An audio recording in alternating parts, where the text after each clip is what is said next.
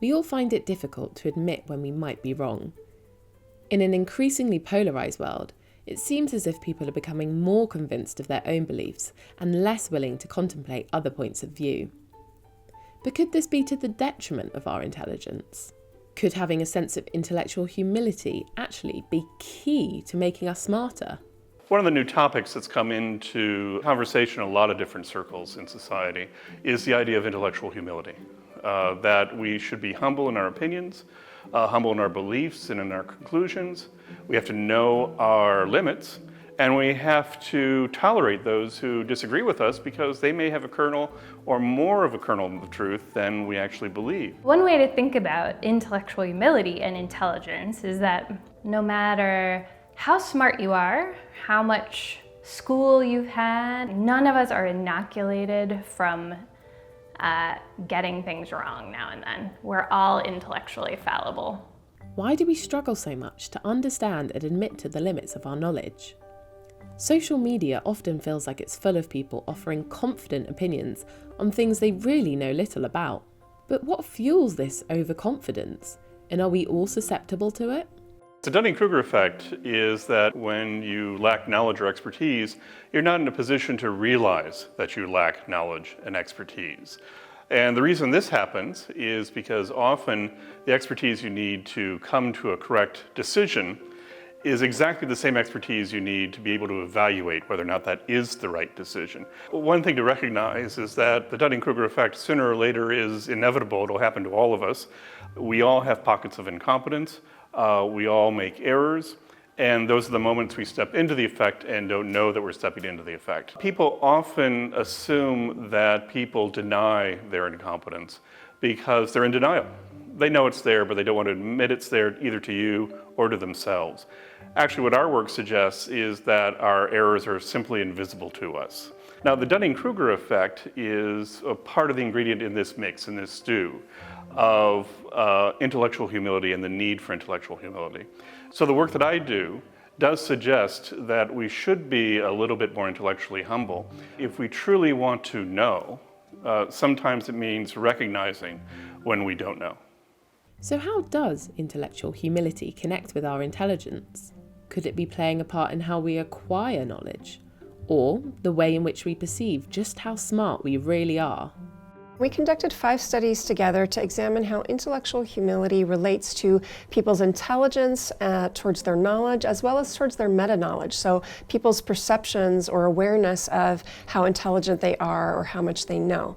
And what we saw is that there was no relationship between people's levels of intellectual humility and their general cognitive ability or their IQ. But even though intellectual humility wasn't predicting general intelligence or cognitive ability, it was very much predictive of how people viewed their intelligence. So people who were lower in intellectual humility indicated that they were much better at problem solving than other people, and they also overestimated how well they had done on the cognitive ability assessment. People who were higher in cognitive ability were more conservative in their assessments of their problem-solving ability and actually underestimated a little bit how well they had done on the cognitive assessment. Then in another study, we looked at how intellectual humility relates to people's general knowledge. What we found is that intellectual humility was predictive of people's ability to discriminate between real and fictitious items on this assessment, meaning that people who were more intellectually humble had more general knowledge. So when people were lower in intellectual humility, they were more likely to claim knowledge that they didn't have. And so even though we saw in the first study that intellectual humility wasn't related to general cognitive ability, it did seem to relate to how much knowledge people possessed. If intellectual humility is linked to acquiring knowledge, could it be a key component to making humans smarter? Interestingly, one of the obstacles to intellectual humility can actually be the way in which we perceive and understand human intelligence. On one end of the spectrum, people believe that intelligence is a fixed trait, that you get a certain amount of it and that's that.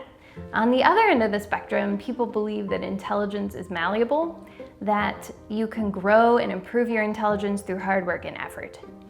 If we perceive that intelligence is something that can't grow and that we either have it or we don't, it's harder for us to have intellectual humility. Adopting a growth mindset can help us foster intellectual humility Because when we move into this idea that intelligence can be developed, that we can get smarter and learn, which is all part of the growth mindset, it opens us up to being intellectually humble, to admitting everything that we don't yet know, and to correcting ways that we might have gone wrong. I think intellectual humility could have a huge impact on society, and what we're seeing from the research so far is that people who are more intellectually humble have more favorable views of people who disagree with them. They're more open to negotiating and compromising. They're more open to exploring information, and especially information that is in conflict with what they currently believe. One of the things about the Dunning-Kruger effect is that it arises when people are left to their own devices, when they're the ones trying to judge their judgment. That's when they get into trouble. So the important thing, I think, is also to seek out opinions of other people. We may not like them, but they may enlighten us. If we want to make big discoveries, it's going to require us to wade into the unknown and really come to grips with everything that we don't yet understand. Intellectual humility can help us make progress in that direction. Of course, I believe that, but I could be wrong.